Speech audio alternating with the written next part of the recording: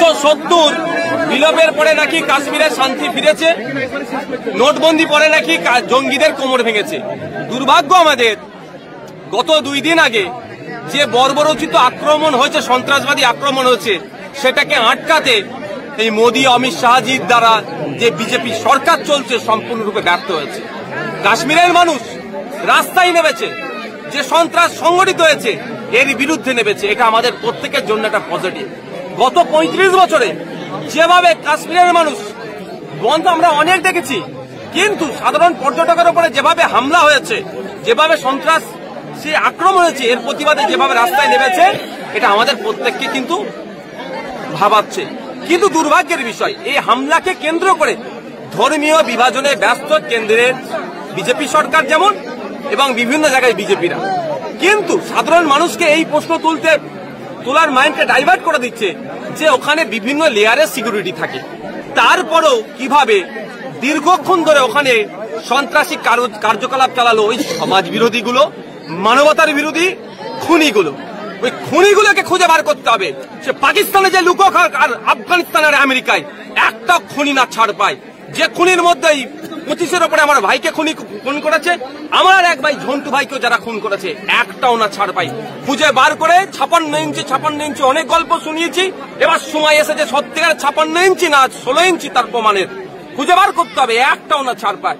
কিভাবে আসলো, কাদের সহযোগিতা পেল? কারণ এরা আপনার সীমান্ত থেকে যথেষ্ট দূরে ওই জায়গাটা পেহেলগাঁও।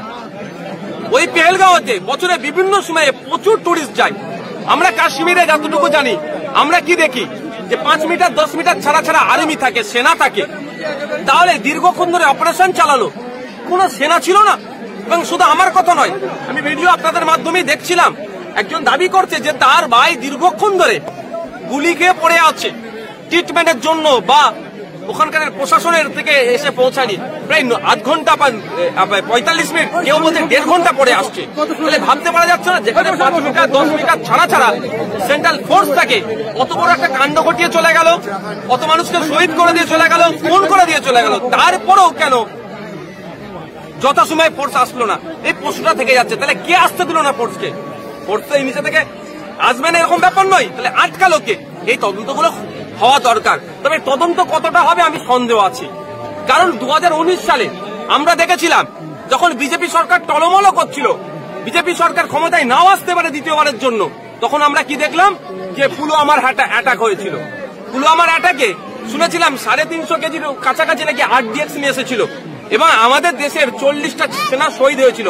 6 বছর হয়ে গেল, এখনো পর্যন্ত আমরা জানতে পারলাম না ওই তদন্ত অগ্রগতি কোথায়, কতজন গ্রেফতার হয়েছে, কতজনের বিরুদ্ধে ব্যবস্থা হয়েছে, বা কারা কারা যুক্ত আছে, কোন দিক দিয়ে RDX আসলো, সেগুলো জানতে পারলাম না। তার মতো এটা হবে না, এটা আমি আশা করব।